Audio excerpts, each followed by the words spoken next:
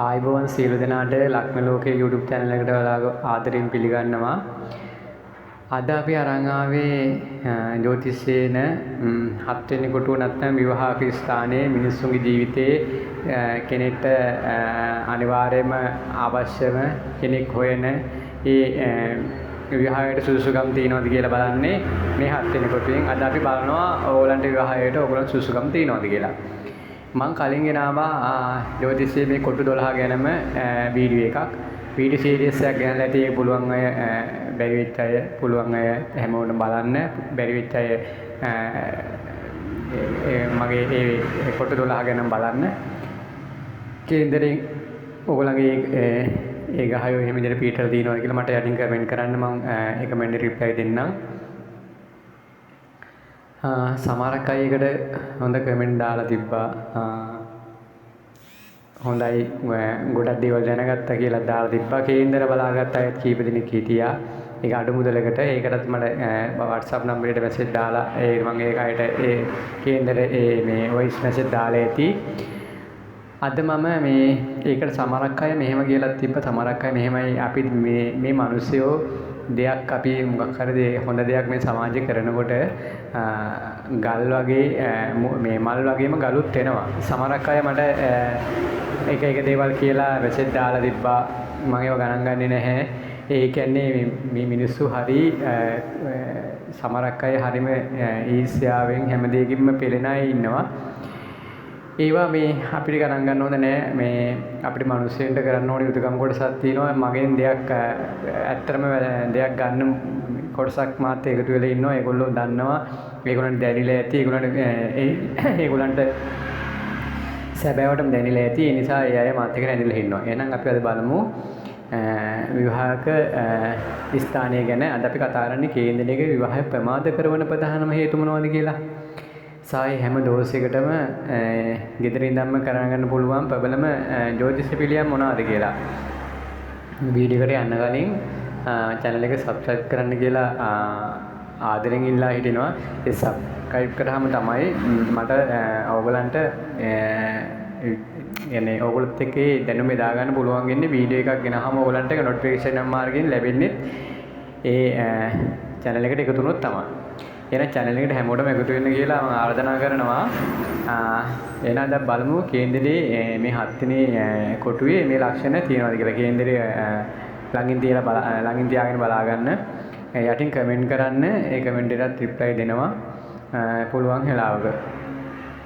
එහෙනම් බලමු විවාහය ප්‍රමාද වීමට බලපාන ජ්‍යොතිෂ හේතු මොනවද කියලා. මෙහෙමයි මේ මිනිස්සෙක් මේ ඉපදුනාට පස්සේ ළමා කාලයේ තරුණ කාලයේ ඒ කාලවල පහු කරගෙන යනවා. තරුණ කාලයේ ළමා කාලයේ පස්සේ ඉගෙනගෙන තරුණ කාලයේ ආම රැකියාවක් කරන අතරේ මේ මිනිස්සුන්ට කරන්න ඕන මේ සමාජය කරන යුතුයකම් කොටසක් තියෙනවා. ඒ යුතුයකම් කොටසේ ප්‍රබලම ප්‍රධානම සාධකය තමයි මේ විවාහය. ඒ විවාහයට ඇතුළත් වෙන්න ස්ත්‍රිය පුරුෂයා ඒ හැම කෙනාම බලාගෙන ඉන්නවා. ඒ හැමෝගෙම තියෙන විශේෂයෙන් ස්ත්‍රියගේ තියෙන ජීවිතයේ තියෙන සුන්දරම අවස්ථාවක් තමයි විවාහය. ඒකට සමහරක් අය ඒ කාලේ එනකන් ඇඟිලි ගැන ඉන්න අයත් ඉන්නවා. සමහරක් අය ප්‍රමාද වුණාම දුක් කියලා මුළු ජීවිත කාලෙම ඉඳන අයත් ඉන්නවා. සමහරක් අය විවාහ වුණාට පස්සේ ඒ විවාහය කැඩිලා බිඳිලා යන අවස්ථාවක් තියෙනවා. එතකොට ගොඩක්ම දුක් විඳිනවා. ඒක මම විශේෂ සංකීර්ණ කතාවක්. ඒක සංකීර්ණ පැහැදිලි කිරීමක් කරන්න වෙනවා. ඒක ගොඩක්ම කියන්නේ ගොඩක්ම අර්බුදකාරී තත්ත්වයක් ඒතකොට පැනනගන්නේ. අපි ඒව ගැනත් ඉස්සරහට ඒවටත් හේතු ඒවට පිළියම් ඉස්සරහට ගේන්නම්. දැන් අද බලමු විවාහය ගැන මේ අද අපි කතා කරන්නේ. ඕගොල්ලන්ට මෙහෙම ඒ යුතුයකම් කොටසක් කරන්න අපි කරන්න දෙනකොට ඒකට විවාහය ඊට පස්සේ විවාහයෙන් පස්සේ දරුවන් දරුවන් සමාජගත කරනවා. ඒ හැම දෙයකටම ප්‍රධාන වෙන විවාහය. එතෙන්දී අපිට සාමාන්‍ය මේමයි වෛද්‍යවරයෙක් ඉංජිනේරුවෙක් ඒ වගේ සමාජයේ ප්‍රබල මිනිස්සෙක් බිහි කරන්නේ මේ විවාහයේ පදනම් වෙන්නේ. ඒ නිසා ඒක නිවැරදිව කරගත්තොත් තමයි ඒ නිවැරදි මාවතකට යන්න පුළුවන්. අද බලමු හත් වෙනි විවාහ ස්ථානයේ පීඩිතීම කොහොමද කියලා. කේන්දරයේ හත් වෙනි කොටුව කියන්නේ විවාහ ස්ථානය. ඒ සෙනසුරු රහව් කේතු හෝ අඟහරු වැනි පාපගහයන් තනිව හෝ එකතු වී සිටීමේ විවාහය ප්‍රමාද වෙනවා. තේරුණාද? කේතු රාහු අඟහරු වැනි අඟහරු දෝෂය කියලා කියන්නේ මෙන්න පාපගහයන් තනිව හෝ එකතු වී සිටීමේ විවාහය ප්‍රමාද වෙනවා. 7 වෙනි කොටුවේ 7 වෙනි කොටුවේ අධිපති ගහය දුර්වල වීම. අධිපතිය 6 8 12 වැනි භාවයන්ගේ සැඟවි සිටීම හෝ නීච වීම කියන්නේ මූට වීම කියා සුසු යෝජනා ලැබීම අඩාල වෙන්න පුළුවන්. ඒ කියන්නේ යෝජනාවක් આવත් ඒක නැති වෙන්න පුළුවන්. ඒ වගේ දේවල් වෙන්න පුළුවන්. ඒ 7 වෙනි භාවයේ අධිපතිය 6 8 12 තැන්වල තැන්පත් වුණා. අප බලමු සුක්ක සහ කියන්නේ සිකුරු සහ ගුරු ගහයන් පීඩිත වීම. පුරුෂ කේන්දරයක විවාහකාරක කියන්නේ සිකුරු සහ ස්ත්‍රී කේන්දරයක විවාහකාරක ගුරු පාපකයෙන් ගහයන්ට මැදී සිටීම හා දෘෂ්ටිය ලැබීම. තේරුණාද කිව්ව එක? පුරුෂ කේන්දරයක විවාහකාරක සිකුරු ස්ත්‍රී කේන්දරයක විවාහකාරක ගුරු පාප ගහයන්ට මැදී වෙලා ඒ දෘෂ්ටිය ලැබීම. මේ පාප කර්දිනී යෝගය සහ ශනි මංගල යෝගය.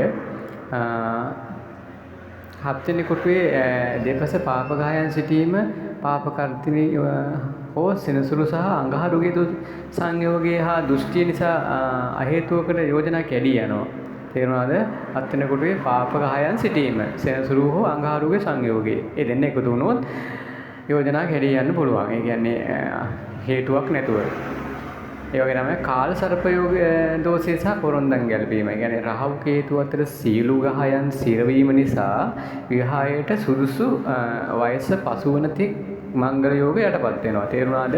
රාහු කේතු අතර ඒ සීලු ගහයන් හිර වෙනවා. ඒ කියන්නේ රාහු ඒ ගහයන් අතරින් ගමන් ගෙදීම. ඒක ජ්‍යොතිෂයේ ටිකක් සංකීර්ණ ක්‍රියාවලියක්. අපි දැන් බලමු මේක දැනටත් බලමු රාහු කේතු අතර අනික් ගහයන් සිරවිසිරීම නිසා මංගල යෝගය යටපත් වෙන්න පුළුවන්.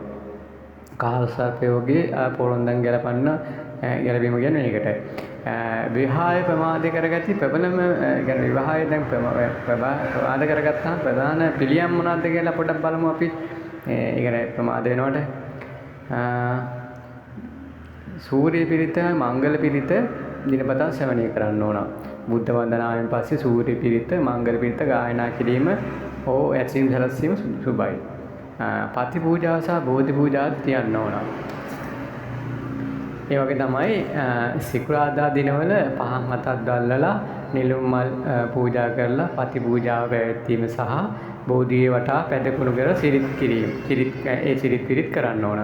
ගහ ශාන්ති වන්දනාවකුත් කරන්න තියෙනවා. ඉස්සීන් සඳහා බාස්පති කියන්නේ ගුරු ගහ ශාන්ති ගුරු ගහය උදෙසා බාස්පතින්දා දිනවල පත්තිනි මෑණියන්ට කිලුබිලු පූජා කරන්න පුළුවන් නම් ගොඩක් හොඳයි. ඉස්ත්‍රීන් ඒ දේ කරනවා නම් ඉස්ත්‍රීන්ට විවාහ ප්‍රමාද ඉස්ත්‍රීන් ඉන්නවනේ ඒගොල්ලන්ට ඒ දේ කරනවා නම් ගොඩක් හොඳයි. පුරුෂයන් සඳහා ඒ කියන්නේ සිකුරු ශාන්ති උදෙසා සිකුරාදා දිනවල උප්පලවන්න කියන්නේ විෂ්ණු දෙවියන්ට නිල්මල් පූජා කරලා ප්‍රාර්ථනාවක් කරන්න ඕනේ ඒ තමන්ගේ ප්‍රශ්න කියලා. ඒ වගේ තමයි ශ්ලෝකයකුත් තියෙනවා පාර්වතී මන්ත්‍රය. පුළුවන් නම් ඒක Google එකෙන් හොයලා පාර්වතී මන්ත්‍රය දිනපතා 108 වරක් ශ්‍රවණය කරන්න පුළුවන් නම් ජප කරන්න පුළුවන් නම් හොඳයි. පොඩි මන්ත්‍රයක් තියෙන්නේ. මගේ ඉස්සරහට ඕගලන්ට ඒක පුළුවන් නම් දාලා තියන්නම් ඩිස්ක්‍රිප්ෂන් එකේ. එහෙනම් බලමු අපේ කේන්දරේ මේ වගේ ගහ තිබුණාට බය වෙන දෙයක් නැහැ. නිවැරදි ජ්‍යොතිෂ පිළියම් කිරීමේ ඒවා බාධා සම්පූර්ණ මගවරව ගන්න පුළුවන්. නමුත් මෙහෙම එකක් තියෙනවා. රාහු කේතු කියන්නේ කේතු පළවෙනි හිටියෝ රාහු 7 වෙනි ඉන්නවා. ඒක නියතයක්. ඒ වගේ රාහු ඒ 7 වෙනි හිටියොත් සමහර විවාහයේ ගොඩක් ප්‍රමාද වෙන්න පුළුවන්. ප්‍රමාද වුණත් ඒවට අනිවාර්යෙන් කරගත්තත් අනිවාර්යෙන් පොරොන්දන් ගැලවීම කරන්න වෙනවා. ඒක ජ්‍යොතිෂයේ එන ප්‍රධානම